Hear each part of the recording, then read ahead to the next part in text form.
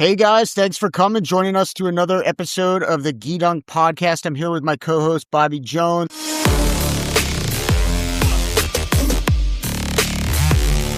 And we have two excellent guests today. It's going to be a great conversation.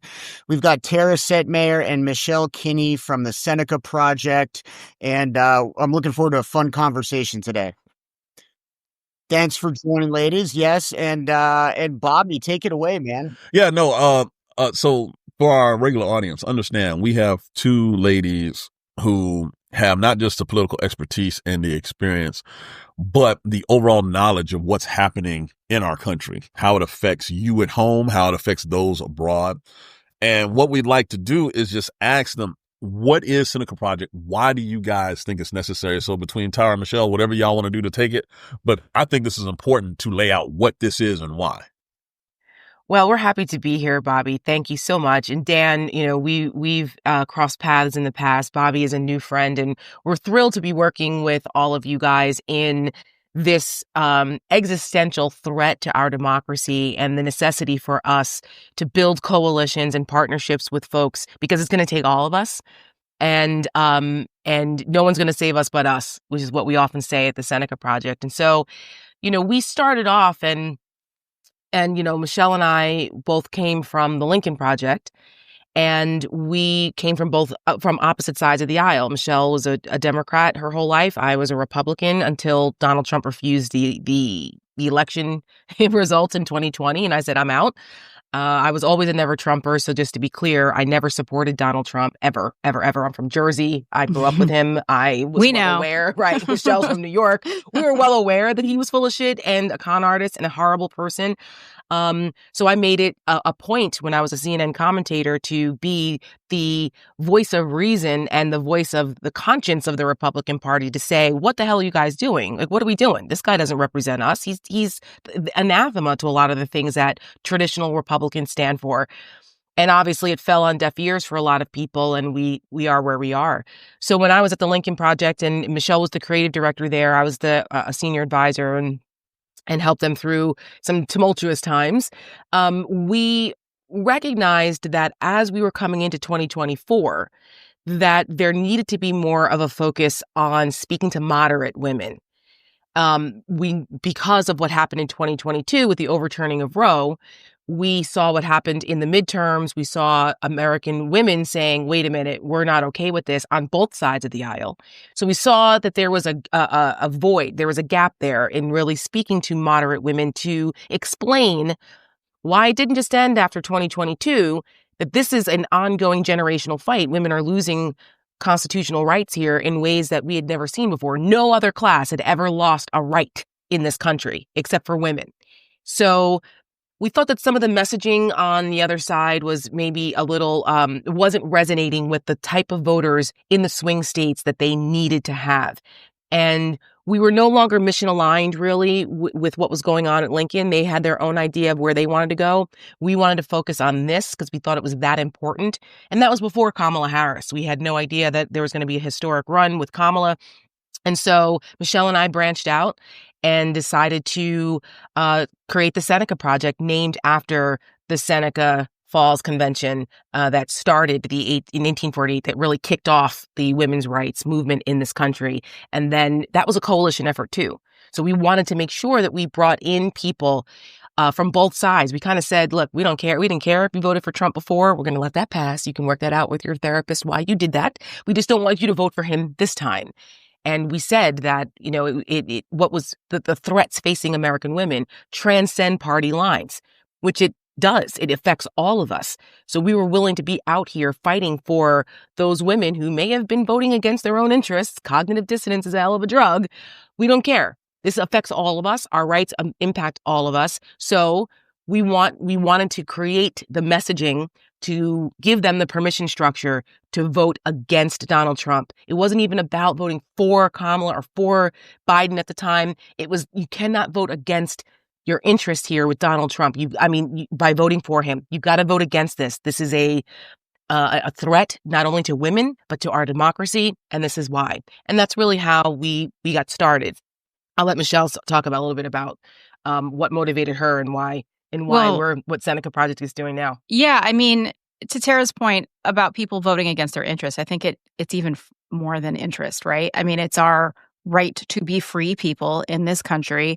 It is our right to have healthcare decisions we make for ourselves, especially in an emergency situation where our lives can be in jeopardy very quickly. And to have a doctor not be able to give you the care that you need in that moment, it's unfathomable to me. And, I live in New York, and we're lucky, I guess, at this point. I'm just lucky. I used to think I was lucky as an American. Now I'm just lucky as a New Yorker to have rights to my own body. But, it's, to Tara's point also, it's bigger than all of this, right? I mean, if they can do that to us, they can do it to you. Take any right that you have. We're all together in this idea and this agreement that we are all going to live and abide by these laws and these rules here as Americans. So if you have somebody in power that just decides that they don't really care about that anymore, and they have the infrastructure built around that to say, hey, you can do whatever you want per the Supreme Court. It's funny. In 2020, a couple days before they called the election, I spoke on a panel at my alma mater, Syracuse, remotely. And someone in the audience asked me, if Joe Biden wins, are you still afraid that they're going to overturn Roe v. Wade? And I was like, yeah, of course. And it's the lack of imagination that people have about what is going on. And specifically, even just about that, I truly don't think that people understood how at risk we are about that and about any issue. And 2022 came and went. And, I thought that the ballot measures in all these states were really going to make a bigger difference. And I think they did, because they passed in almost every single state except for Florida, which had this weird, threshold. I mean, don't even get me started. It's Florida. But, right. It's Florida. They're going to Florida. Yeah. But, at the end of the day, I think that women, specifically white women, who are a problem, they looked at the ballot and they said, okay, well, I like Donald Trump, but I don't want to lose my rights. So I'm going to enshrine my rights here in Arizona or wherever, but I'm going to vote for Donald Trump. Not thinking that Donald Trump, if he's in power, is going to, invoke a federal national abortion ban, because if you're listening, folks, that's coming. It's coming. They're coming for all of it. So to get back to Seneca just for a second, is this all seemed so dire. And to speak to those women in the middle who may be trying to make a different decision, maybe vote with their husbands or wherever else, we made the argument, or we're still trying to make the argument that, inside a voting booth is one of the last sacred places for a woman to make a private decision for herself. And that remains to be true, at least for now. Yeah, for now. So they're coming for that too. You guys hit on something, and I just I want people who, because I'm going to be honest, a lot of guys will be like, well, this doesn't really matter to me. It's some of the most ignorant stuff that I've heard in a long time. But Michelle, you hammered home. It's the first time rights were taken away from a group of Americans in American history once those rights were granted, right?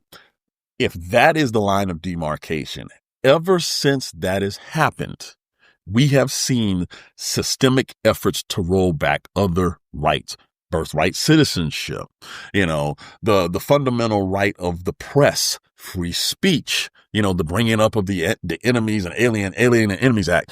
All of this is a coordinated effort to roll back rights for various Americans. Roe v. Wade was the canary in the coal mine. That was the thing that set it off. We're seeing American citizens now being deported. The reports that you hear of American children born here being deported. With stage 4 cancer. Stage 4 cancer. Yeah. Nobody anywhere can sit there and say, where was the due process? They can't point to it and be like, hey, they sat in front of this judge. Oh, and speaking of which, they have fired multiple immigration judges instead of increasing it. And they've arrested judges now. We're getting to the arresting judges stage. Look, when you look at this big picture strategically, when Roe v. Wade was overturned, that was the beginning of the snowball that we're dealing with now.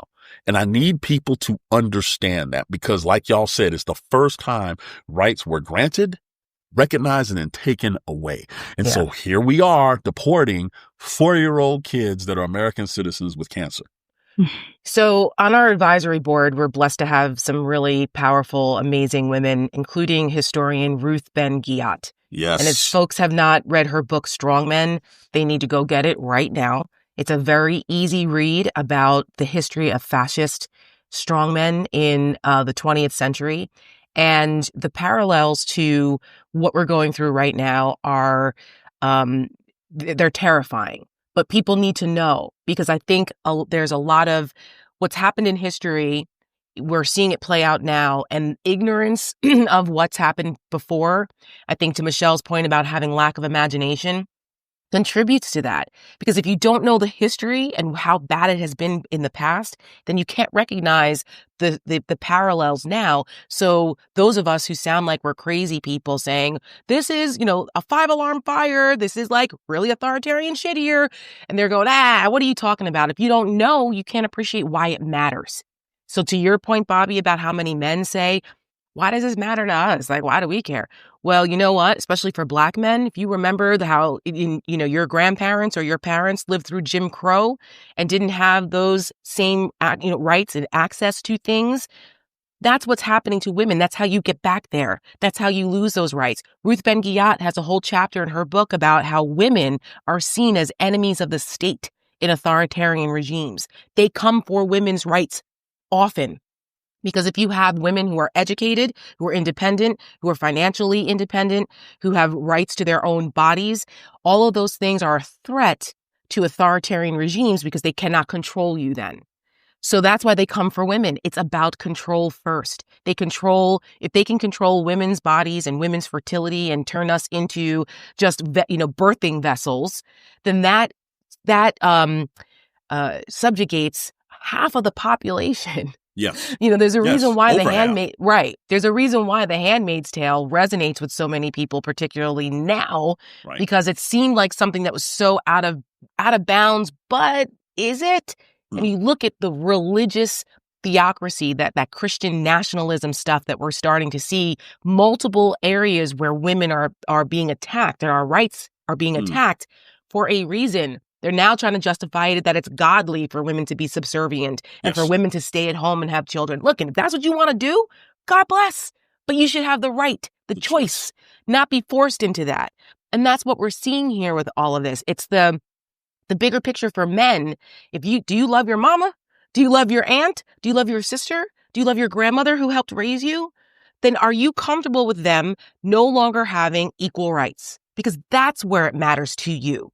Because when the women in your life don't have equal rights, or the woman that you love is bleeding out in the parking lot because she's pregnant and it went south and now she needs medical care, which happens a lot, she's going to die because the state you live in passed a law that criminalized the health care that she needs. That's when it matters to you. So men need to realize that this impacts all of us. And IVF is another thing too. And Michelle can talk about the amazing ad that we put together targeting men to talk to them about this, because we recognize this. We wanted men to feel a part of what we were doing, that we're not some man-hating organization. We love men. We love male allies. We love you guys. We need all of that because men are a part of this too. But that's why we included men in our IVF ad called Hope. But I'll pass it over to Michelle. Real quick, Dan. Real quick. Just a quick follow-up now. I'll turn it right back over to you. Dr. Ben-Ghiat, I actually emailed as president of VFRL, Veterans for Responsible Leadership, because she is the foremost authority on authoritarianism. Yeah, she's amazing. The question that I had for her was, the veteran population that voted for Trump, not seeing this, how do we break that fever? Mm-hmm. And she mentioned, everything you talked about, the past.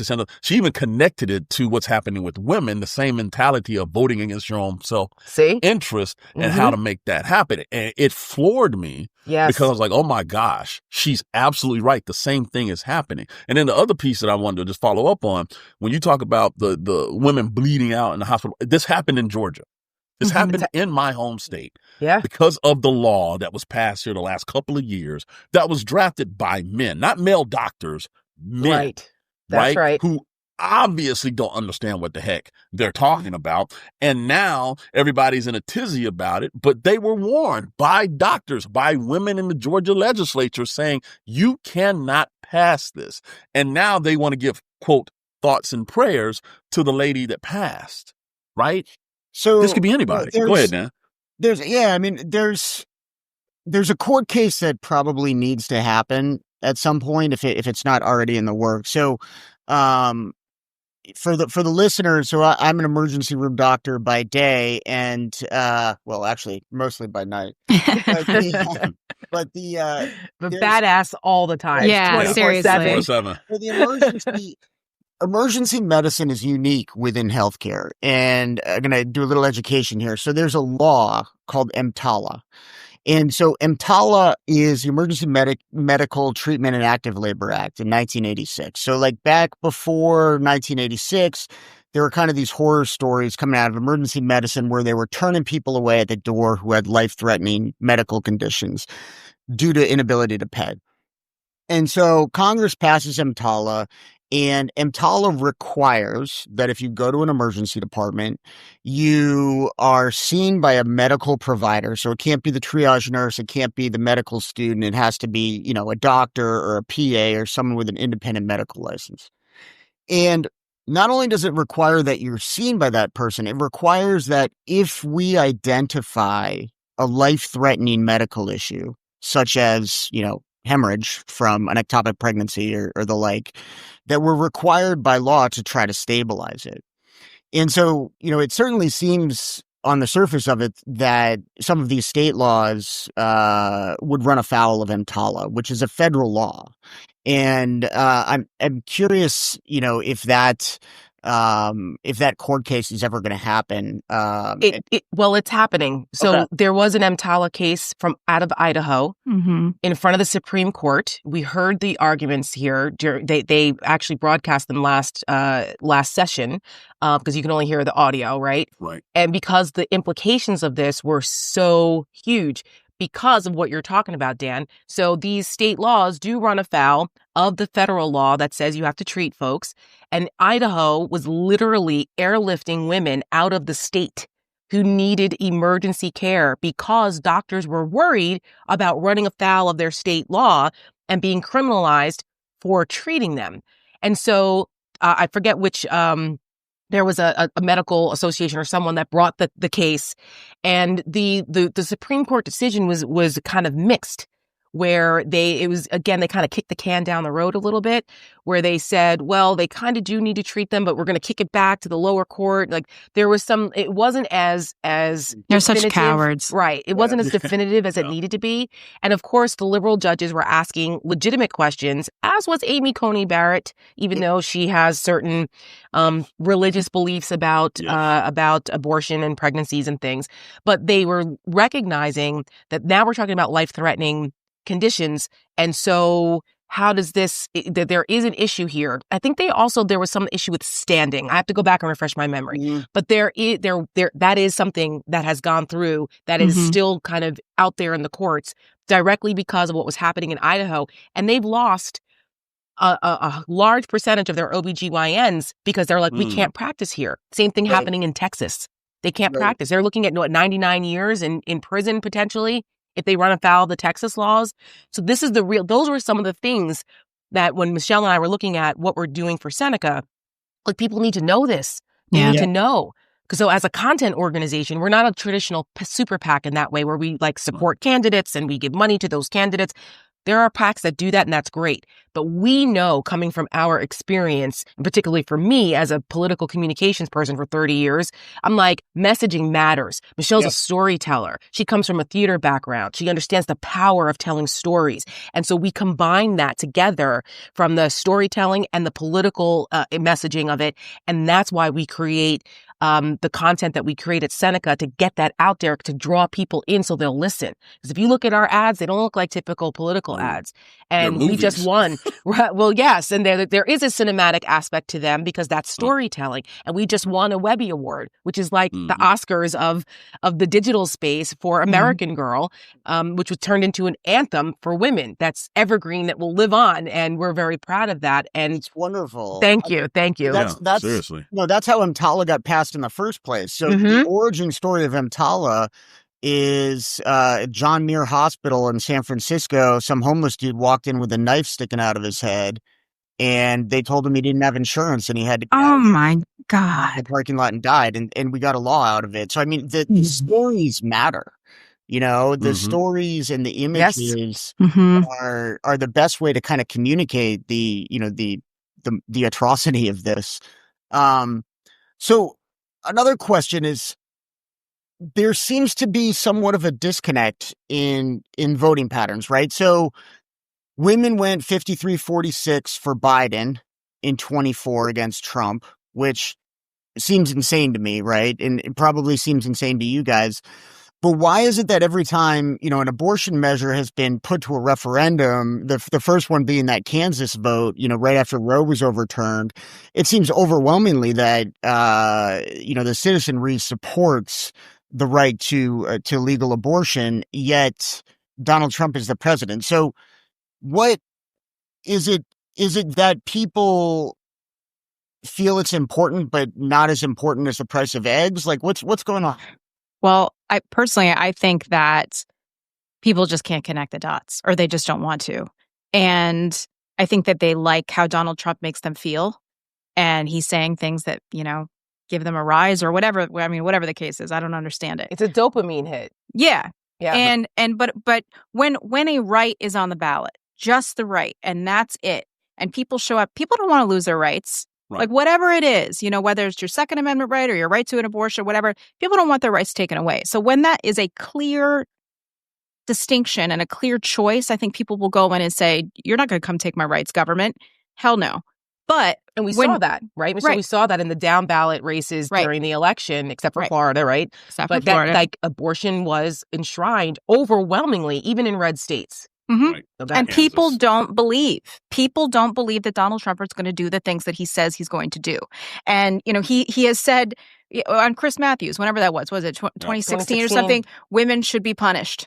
Women should be punished. And they're like, oh, well, Donald Trump, And I think that's the problem of his 40 years in the public eye, is that he's this clown and, shouldn't be taken seriously. But, Donald Trump lies a lot, but he also tells the truth. And he's always going to tell us what he's going to do.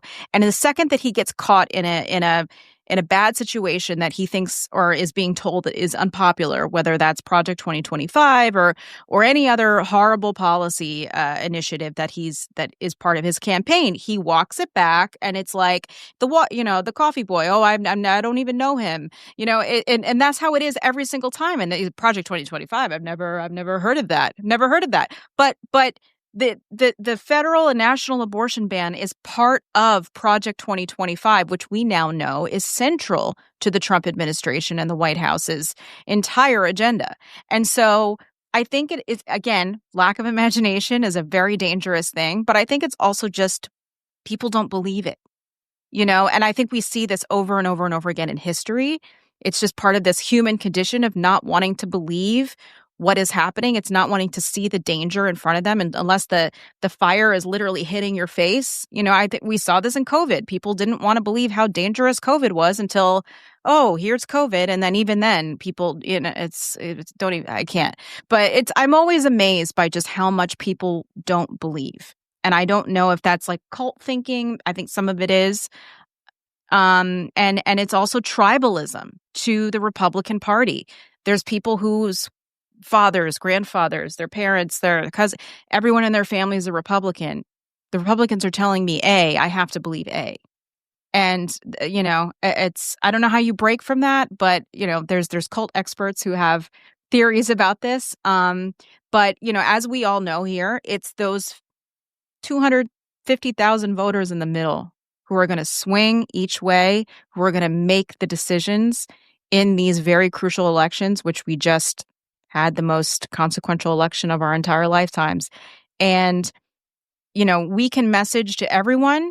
We'll exhaust our resources and our energy and our time. But we have to be looking at that group of people right in the middle. But also, as I think we saw in the last election, we have to give people a reason that stand with us and agree with us to show up to vote too. Yes. So, sorry, go ahead. No, sorry, Michelle. I'm sorry to cut if it seemed like I cut. No. I want to continue that thought pattern real quick. Both you and Tara, explain something to me. How bad do y'all think this is going to get? We're recording this right at the 100-day mark, right? The first 100 days of Trump 2.0. We have seen things rolled back in unbelievable fashion as far as speed and efficiency. If y'all look in y'all's tea leaves right now, based on comments like Senator Murkowski made the other day about being afraid, and this, that, and the other, can you please tell our listeners what do we really have to worry about now that he's in office and we're seeing this? What do y'all think? I mean, I know what Dan and I think from a national security perspective, but you guys are more plugged in domestically and this, that, and the other. What do y'all think is happening here? I think people need to worry about mass incarceration. Mm-hmm. I think they need to worry about people being rounded up in large numbers. I think we need to worry about Donald Trump itching to invoke the Insurrection Act or declare martial law to suspend the Constitution. Yep. They are laying the foundation for all of these things to happen in these first 100 days. I mean, not to be hyperbolic here, but Hitler took down Germany's democracy in 6 months. Okay? We're at 3.5. And we already have seen the hallmarks of making this country into an authoritarian regime. And we warned about this, and they told us what they wanted to do. To Michelle's point, Project 2025 was a freaking playbook. They had it out there. They published it right? In a book. In a book. J.D. Vance wrote the foreword, okay? Like 100 of Donald Trump's former staffers and supporters were the authors of this thing. They told us between that and Schedule F, the freaking blueprint was literally right there, and no one believed it. And just because he said, oh, I don't know anything about that, people just went, oh, okay.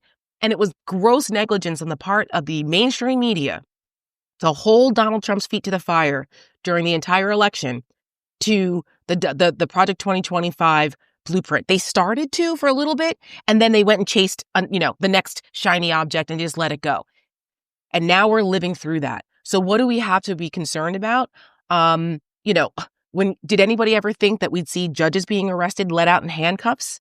Did anyone ever think that we would see people being literally rounded up like small, but happening with using ICE as the modern day Stasi here, going down, busting down people's doors who are innocent Americans or innocent people making mistakes and they don't care. They're just deporting them without due process. But, those are they're the gang members and terrorists. So we don't care about them.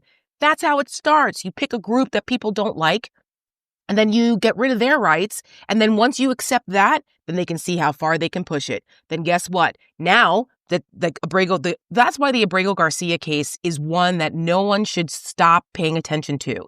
I know some people are like, why does anybody care about this guy? He wasn't a great guy. He may not have been MS-13, but he was a domestic abuser. Right. Doesn't matter. It doesn't matter. The Constitution still applies to him. The Constitution still applies to people who are really bad criminals here, who may be here illegally. That's the point of due process. The 14th Amendment, the 5th Amendment, the 6th Amendment, all these amendments that have been enshrined for years that are due process for everyone matter. So if they start chipping away at that, the next thing they can do is come for the journalists. Then, right, we don't like what you say. Then they come for the journalists, and then they come for people who are political dissenters. It's a slippery slope. So we need to really be prepared for what Donald Trump is willing to do. They have already thumbed their nose at multiple parts of the Constitution. And the Democrats, which is something that Michelle and I have been screaming from the rooftops about, if the Democratic Party doesn't start fighting back like all of our lives depend on it, then we have to step into the breach. That's why groups like ours, that's why independent media matters. All of us have to step into the breach and actually stand up and mount a formidable resistance here. Otherwise, this country is going to be unrecognizable before you know it, and then it's too late. Well, the Democrats can complicity. fuck up a one-car funeral, so that. But Yeah. Right. we had Trygve Olsen on, who you guys know Trygve, right? Yeah. He's terrific, right? And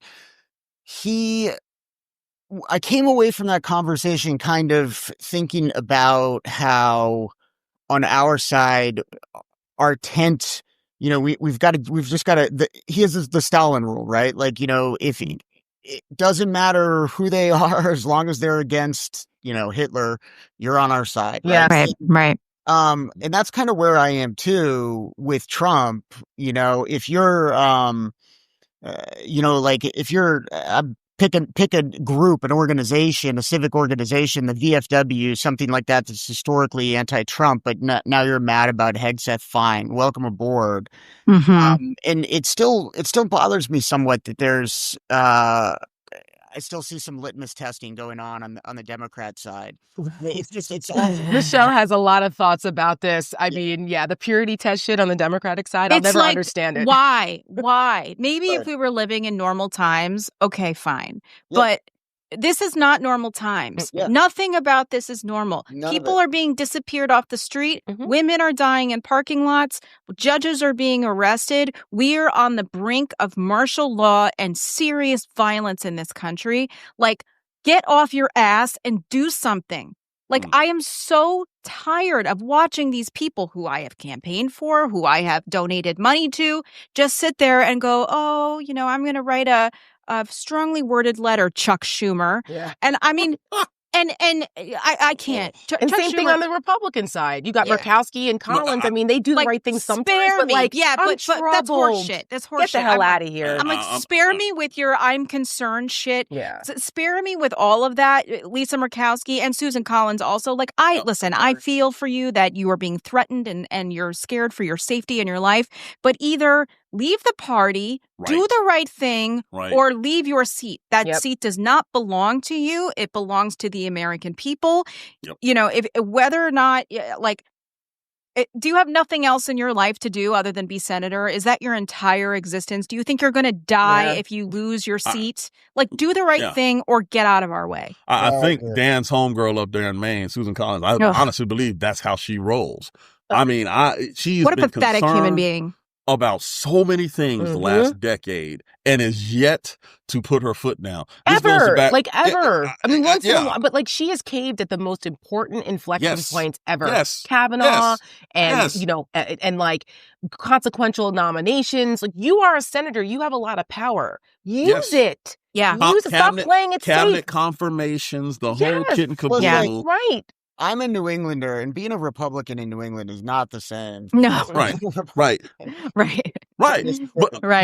But Dan knows this phrase we have in the military. Everybody wants to be a leader until it's time to do some leadership shit. And right here, right now, there is no doubt that both sides of the political aisle see the Constitution being trampled on. They see it. Oh, yes. And they have made political calculations. So down here in Georgia, the Marjorie Taylor Greene, she's like, I'm going to be a servant in hell instead of being downtrodden in heaven. She's made that determination, right? Okay.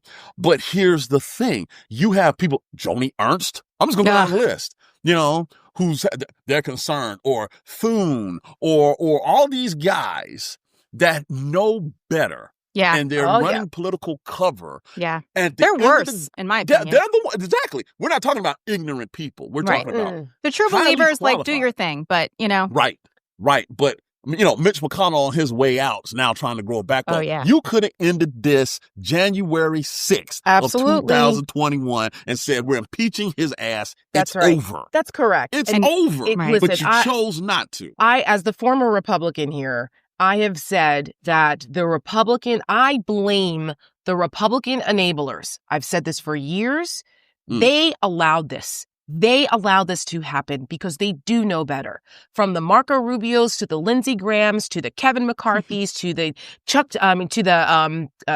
what's his name? We were just talking about him. Mitch McConnell. Oh. No, Mitch McConnell. Well, Chuck Schumer is actually, still playing a game that we're not in anymore. Speaking of Trygve, he actually was the person who said that. You got to play the game you're in. Yeah. They all are responsible for this. Every single Republican who knew better that made excuses to save their own political asses because they wanted to have political relevance and access to power, like Lindsey Graham and others. Yep. Wait, they are responsible for this because not only are they no longer collaborate, they're not enablers anymore. They're fucking collaborators now. Yeah. Go They ahead, are Dan. collaborators. I already know where Dan's going with this. Go I ahead, Dan. agree, but I just got to say this. Like, I almost respect how spineless Lindsey Graham is. Who It's is next he? level. Does he even know? Like, he's Yeah. just like a political windsock, like flailing in the air. He's like an octopus. He just No. Here's a better analogy, and Michelle knows what I'm going to call him. Oh, no. Lindsey Graham is not an octopus. He's not a windsock. He's a barnacle on the ass of the alpha male that he needs to be stuck to. That's it right. used to be John McCain. John Now McCain, it's and then he passed Donald away. Trump's gelatinous fat ass. And that is the problem here, that people like Lindsey Graham that have no identity unless they're attached to an alpha. Listen. That's part of the problem. Yeah, I know. If you want to talk about identity, I think there's more things going on there. Well, This right. is correct. He said JD Vance, but that's a whole Right. different kind of podcast. but here's the thing that I think that just jumps out at me in 3D high definition, right? And it is the fact that these same people, if I take the clips of what they said when Barack Obama and Joe Biden were in office, and then I played what Trump is doing, and I put their clips against it, they should be the first ones in the forefront striking all this down. Of course. They should be in the forefront. Absolutely. When Obamacare was being debated and passed, these jokers, I mean, dude, it was like the Justice League of Resistance. I'll take it a step further. Even like we can argue over like the merits of certain policy prescriptions, right? That's fine. We can have differences of opinion on that. Yes. When we start talking about basic constitutional rights and basic constitutional authorities, I worked on Capitol Hill for 7 years.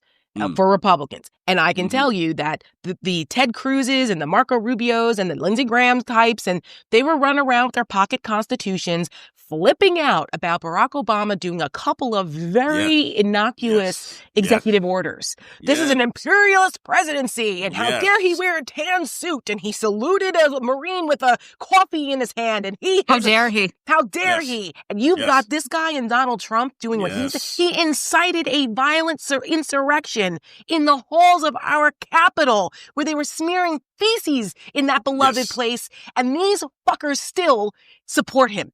Yeah, that should have been, I mean, there were so many disqualifying things, but that right there should have been it. And yet here we are. They were doing rewriting the Josh history, Hawley. calling them patriots. They were doing the Josh Hawley, running for their lives. Exactly. Howling, barricading the doors to the House and Senate chambers. The propaganda to minimize the J6ers and for 1,600 of them to get pardons is, in my humble opinion, the biggest miscarriage of justice in my lifetime. Amen.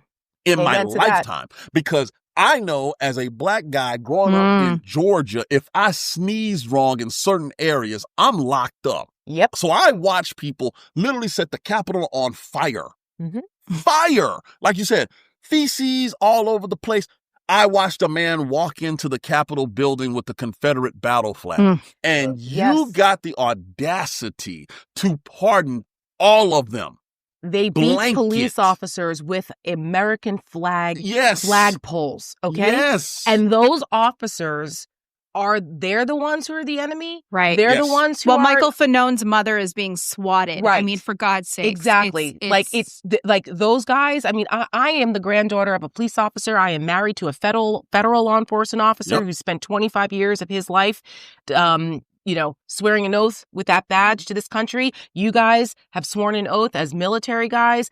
How do you think it feels for those of us who know what it's like to have that kind of service and to put your body in defense of this country and the legacy of our grandparents and great-grandparents, who Michelle always references and says crossed oceans to fight against this type of tyranny and to preserve democracy? What does that say to their legacy and to your service and to those people in the military who are looking at this and the disrespect that Donald Trump has for the Constitution that you swear an oath to the military men and women he calls suckers and losers who he has no respect for as a silver spoon draft dodger. Like, are you kidding me? And so we look at all of that, and that's just, it's infuriating to us. And that's a big motivating factor for me, too. Tara, avoiding the clap in the 80s was his personal Vietnam. Exactly. I don't know what you're talking about. Yeah. He said that, by the way, if people don't know. I think that it's not accidental or incidental that as the people who literally fought Nazis, you know, go to whatever's next, right? As the living memory of you know, the 1940s passes on, like people are like, oh man, I don't know, authoritarianism sounds pretty cool, right? Like this shit was not happening with like Bob Dole. Right, exactly. Right. No. Not like, You're right. I'm kind of Nazi curious, right? Right, Like, Nazi curious, exactly. Like that was anathema. Well, that was like not allowed because of the shared memory, right? Yeah. As we get further away from it, that's why they're Listen, trying to erase history. When I told my grandmother, who grew up on the Upper East Side and then Queens, when I told her that there were like Japanese restaurants in New York City, she was like, oh my God. I mean, she was horrified. And, you know, this is however many years later. Right. She's since passed, but like, this is how deeply ingrained. I mean, my grandfather's funeral, who was in the Navy in the South Pacific during World War II, as both my grandfathers were, but in his funeral in particular, they played Battle Hymn of the Republic as he was being carried out of the church. Like, it was such a huge part of their identity, of everything. Nothing mattered more to my grandfathers than patriotism and this country. And mind you, I don't think we would really agree on much these days, but I think we would agree on that. And my grandfather too, and I think that's part of. I'm biracial, so my grandfather, his family came from Germany, and my grandmother's family came from Italy, and my grandfather's family escaped Germany in the 1920s. They were German Jews, and we didn't know this. I didn't know this till my grandfather was 88. Wow. He never mentioned it. They were trying to recruit his older brother. My grandfather was born here, but his older brother and sister were born in Germany. And my great grandmother left Germany, and my grandfather, I mean, like, you literally have the record at Ellis Island of them coming through on what ship with the signature and everything. It's amazing. And so my grandfather, when he went to World War II, he went there very proud to fight. And when he came back, he became a police officer in my hometown and of Paramus, New Jersey, where I grew up. Same with my grandfather. That's right. Michelle has a history of all of that. Her history goes all the way back to the Revolutionary War. It's really amazing. And so my grandfather never missed a 4th of July parade. From 1947 until he passed in 2016, he marched in every single parade. That's how I grew up loving this country. And when he was 90 years old in 2016, he was literally in a wheelchair at 90, and the police department wheeled him down the parade route because he said, I am not missing the parade. And he passed 10 days later. Those kinds of things. Like, my grandfather was part of the VFW. He would sell poppies every Memorial Day weekend. He was the #1 poppy seller because my grandfather was very personable. He was awesome. Emil Setmayer, rest in peace, Cap. But he was always out there selling poppies. Right? And a lot of people don't know the history of that from World War I and why they'd sell the poppies. And I would always take an opportunity when I could to explain the whole thing with Flanders Field and and why. And we're losing that in this country. No, we've lost it. Yeah, I mean, I would say. So I feel like we're the last generation that gets it because we heard the stories firsthand. Yeah. You know what I mean? And that's the huge part about history and repeat itself. They say that history repeats itself every 100 years because the last person alive and breathing to tell their firsthand account of tyranny or fascism is no longer with us, and then it just becomes on a page on a book. And it says something, and not to get in a whole conversation about the tech bros from South Africa, but it says something. The Nazi curious tech bros, Michelle. It says something that the grandsons of Nazis have now become billionaires, white billionaires from South Africa who have come to the United States and taken over and are using all of their money to dismantle American democracy. And we are the grandchildren of the men who crossed oceans to fight against them. Michelle, I'll take it a step further. I'm glad you hit that. You have the South African billionaire coming here, and the first thing they target is the history. Right? The history. Yep. We there's more than one, by the way. It's not just Musk. It's I agree. Peel, it's Sachs. Like, those guys are all. It's a collection, right? It's a collection of the same type of person. And our generation, Generation X in particular, we are literally the crossover generation. We're the ones whose grandparents fought World War II, right? Whose parents either fought or dodged, depending on Vietnam. And we were the ones that were in the seat, as we say, for 9/11. Yeah. We are the bridge, right? And when you think about that, we are the pivot point on where this thing, we're the ones that invented social media. We're the ones that created these apparatuses that allow the spreading of information and the spreading of disinformation, right? And so what does Musk, who's our generation, do? Teal, what do? They come here and they like attack the apparatuses. Yes. Because they're going after education. Because let me tell you something. If you know that your history involves, I don't know, like my wife, her grandfather being a Tuskegee Airman, you come up different. Yes. You think different. You're like, damn it, I put in this country too. My family did this. And so when people are telling you, oh, don't worry about the rights going away. No, son. Nah. That's right. Our family earned these rights. That's why I'm going to fight about it. And so the first thing they do, they dismantle the education. They take away the history. And now they're sitting there saying, trust me, the big dictator move.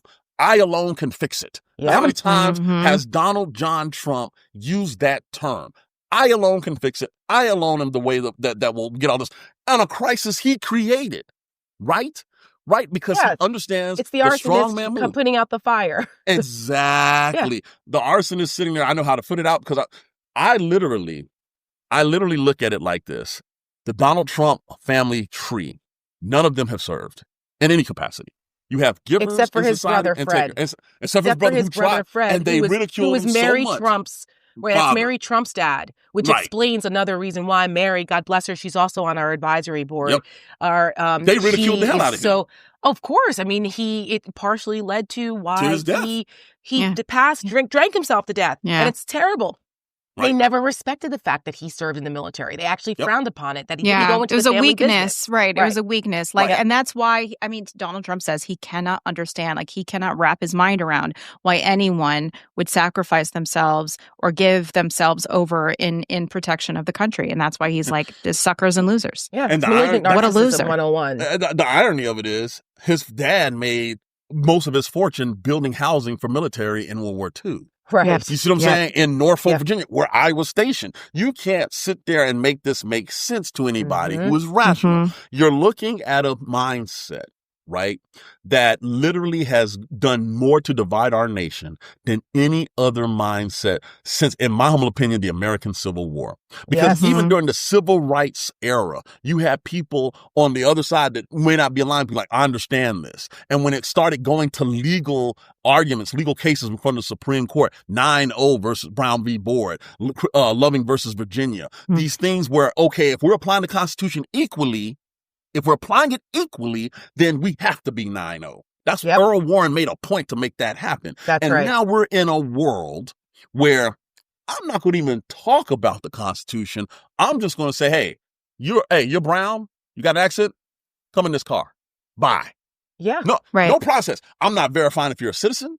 I'm not verifying if you have legal status. I'm not verifying if you actually have legally pursued asylum, which is an international, not national, an international right. Yep. An international right. And I'm just going to ship your ass off and then have the audacity to say, when you're wrongly deported, well, we don't know where they are. Oh, well. Good luck getting back. Listen, the concentration camps that Germany was setting up were mostly, if not all, right, outside of Germany. They were in Poland. I mean, there was a reason why he did these things. And listen, it was an industrialized deportation effort that became an industrialized extermination effort. And that's why the similarities here are so chilling. And we had on one of our shows a couple weeks ago, Tara was out of town. I had my good friend Anna on, who is a family Holocaust educator. She tells the story of her grandparents and great-grandmother who all survived the Holocaust. And she works for an organization called Living Links, and they tell these stories because for the same thing that we were talking about, it's how important it is, the storytelling aspect of this, to humanize and connect all of us in our empathy to these stories. But, she talks about the similarities here and the warnings. And she said, you should see the group chats that I am on right now. She's like, especially yesterday when Donald Trump fired Doug Emhoff and a bunch of members of the U.S. Holocaust Memorial. again, erasing people's existence and history because they don't want you to know how these things happened. Because if you know, then you understand why it matters. Right. And that's the thing, right? That's how we started this conversation, was explain, like, why should it matter to people? Right. This is why it matters. And if you don't know, that's why the democracy argument during 2024 fell a little flat for some folks, and why the economy argument, or the whoever your social, cultural enemy is, that fear, why that resonated more. Right. Because people, if you don't understand the history of why democracy matters in America, then why are you going to defend it? That's the problem. That's why they're trying to change curriculum. That's why they went after this boogeyman of CRT, which doesn't exist in schools. It's of course, CRT is now DEI. It's now DEI. That's right. That's why they're doing all of this, to undermine the history of why those things mattered, how we got here, why it was important to recognize the accomplishments of women and minorities and their contributions to this country, because they don't want people to know that, guess what? Brown people, Black folks, women, they actually contributed to what makes America great. And it's not just the white boys in this country. God bless for what you did, but it wasn't just you guys. And they don't want that, because if they realize how valuable people of color and women are, then you can't demonize them. Right. So that's why they're doing this. How much of Trump is just because we had a Black president? It just fucking. I think a whole lot of it. The black tax. We call it the black tax in the Black community. It's the backlash. It's the backlash. It just broke people's brains. And I have to say that I was one of those people who did not initially think that it was a racial thing and thought it was economic until I saw the emergence of Donald Trump. And I said, oh, my God. The birth certificate. I mean, all of it. It all makes sense now. Because like I said, I was a Republican back then. And so I wasn't looking at it from the racial part of it. And I was looking at it from the progressive side of it. And then I used to argue with people that it wasn't, I'm like, no, he got elected twice. This country, it wasn't about race. And then when Donald Trump emerged, and we started to see the people who voted for Obama turning and going to Trump. And then it was all about immigration and using immigration. I said, oh, my God, I stand corrected. Right. I think it's 90% about the backlash to Obama. Anecdote, but, after he got elected the first time, I was still in New Mexico, and it was before I'd even started VFRL or really even considered getting political. And I'm standing in my kitchen with another emergency room doctor, white guy, another veteran. And, we're talking about the election. He's like, who'd you vote for? I'm like, I voted for Hillary. He's like, who did you vote for? He's like, I voted for Trump. And I'm like, why did you vote for Trump, man? And he's like, 'cause bro, what about white people? And I was like, oh no. I was like, we're doing fine. We're like doctors, like the struggle is real. For our yeah. What about us? What about us? I was just like, man, I'm not seeing what you're seeing. Here's the interesting thing about that. My husband said about this whole era of Trump that it was very revealing. It revealed who people really were. Mm-hmm. And it's, I struggled with that as someone who spent so many years of my professional life pushing what I thought were good values, the traditional conservative values of smaller government, stronger national security, alliances worldwide, the beacon of, the shining city on a hill stuff. I believed in the Reagan-esque aspect of the Republican Party. It's what attracted me to it. Also coming from blue collar America and, in New Jersey with my grandfather, as I talked about. My mom was a single parent, had me as a 21-year-old. She was in show business and gave that up to raise me as a single parent. And so, she always taught me to never be a victim of your circumstance and stand strong on who you are, be unapologetic for who you are. And I always felt that was the individual empowerment aspect of traditional Republican values was something I resonated with. And all of that turned out to be bullshit. It was a lie, right? Traditional Republicanism was bullshit. The people who, because look at how quickly that crumbled. None of that. Donald Trump represents the complete polar opposite of all of that. And I thought, I thought that those were convictions and principles that were unmovable. They were for me. They still are.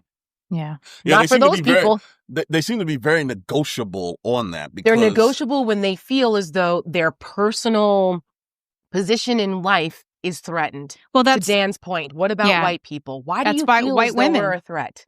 Yeah. white women and their proximity to white patriarchy, and like that they're benefiting from that. They're the biggest group of people to benefit from white patriarchy, and that is why they continue to attach themselves to it and vote with that and give into this womanosphere that's coming our way. There's manosphere, there's a womanosphere coming our way with trad wife and you know, that traditional, you know, make your man a sandwich, that's beautiful thing, and have 19 kids and like, you know, like fuck that. Like I can't Tara, you were saying, you know, when you were a Republican, you're like, I didn't think it was about race and a thing. And maybe this is an empty thing coming from me, white woman on this podcast today, but like everything's about race. Like everything is. And it's like, it's unfortunately, the dark, painful history of this country's formation was that it was built on the backs of Black people. And slavery is the original sin of this country, and we have never healed from it. And there is a whole swath and group of people in this country whose granddaddy and their granddaddy, and like that is just how they have believed, and that's how they talk in their house, and that's how they value human beings in this country. And we just continue to repeat these horrible, horrible atrocities against, you know, a group of people who we owe everything to. Over and over and over again. And I don't know why for people that are afraid to admit that. Army as fuck, though. Yeah. What's that? I would have just been Union Army as fuck, though. Yeah. Of course. But you even look at the similarities with the Civil War. It was brother against brother, right? Like literally. there was literally, and I have made reference to that as we were going into 2020, where then it was an existential fight for our survival here as a democracy. And then again into 2024. I mean, Michelle and I have talked about this too. You know, I'm an only child. So for me, it wasn't brother against brother, but it was friends are like family to me. Yeah. And I've lost so many people I considered to be like my family Sure. to Trumpism, to the cult of Trumpism, the malignancy of it. When I made the video leaving the Republican Party, I mentioned that and how we are literally at the point where it is brother against brother, proverbially, because it's about either you are for democracy or you're not. To Dan's point earlier in this podcast, we don't care. I don't give a shit what your views are on marginal tax rates or healthcare or any of those things anymore. Legitimately could not care less. I couldn't care less. The line is, are you for our Constitution and our constitutional republic and democracy or not? Because if you aren't, there is no lukewarm, I'm kind of sort of like into the constitutional rights thing. There is no lukewarm position on this anymore. It's one side or the other, and that's that. Yeah, I think that's a great place to end it. Where can our viewers find you guys? Yes, I was literally about to say that. Well, we are the only Seneca Project, so we're very easy to find. We are at Seneca Project US on all the socials, and then our website is senecaproject.us. And that's where you can go to see, also on YouTube, the Seneca Project. We have our own YouTube channel, and you can see all of our content there, including our Webby award-winning content. Highly recommended. Highly recommended. Yes, and it has really been a thrill to do this with Michelle, and for us, we did this at great personal sacrifice. It's not easy. We are a very small organization. There's only 4 of us. We are women-led. And what we've been able to accomplish through the generosity of small dollar donors, we don't have $1 million donors to us. We would love them. If any of them are listening and want to support us, we welcome you to help support us. But we are new. We've only been in existence for less than a year. And what we were able to do and the impact we were able to have with just a small budget and a small group really is a testament to the power of what we're doing. And we're looking to expand, and we hope to do that more because there are incredibly important elections coming up. There are incredibly important elections happening now in the state of Virginia, where I live, and in New Jersey. These are bellwether elections going into the midterms. And it's important that as we build this resistance and as we encourage people to continue to fight here, it's not going to be easy, but we have to stay vigilant. We have to stay loud. We cannot let them silence us. We're hoping that as we expand our mission, it's just beyond now women's rights. We are focused on helping to save our democracy, and that applies to everyone.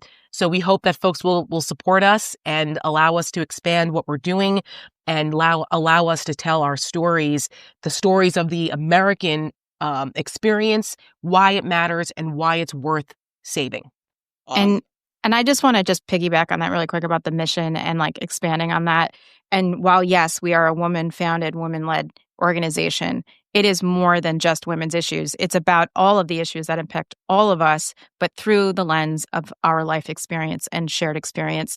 And I hope you don't mind me just mentioning, it's one thing I did want to say, because it's not often I get to talk to an audience quite like this, is that, you know, I'm a New York City liberal who maybe doesn't like guns and things, and that's not part of my identity at all.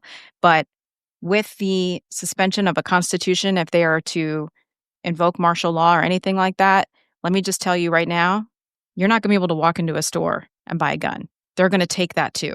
And so that's why all of this, like all of our rights that are enshrined in the Constitution, we have to fight for all of them, not just the ones that we like or that we agree with. That's right.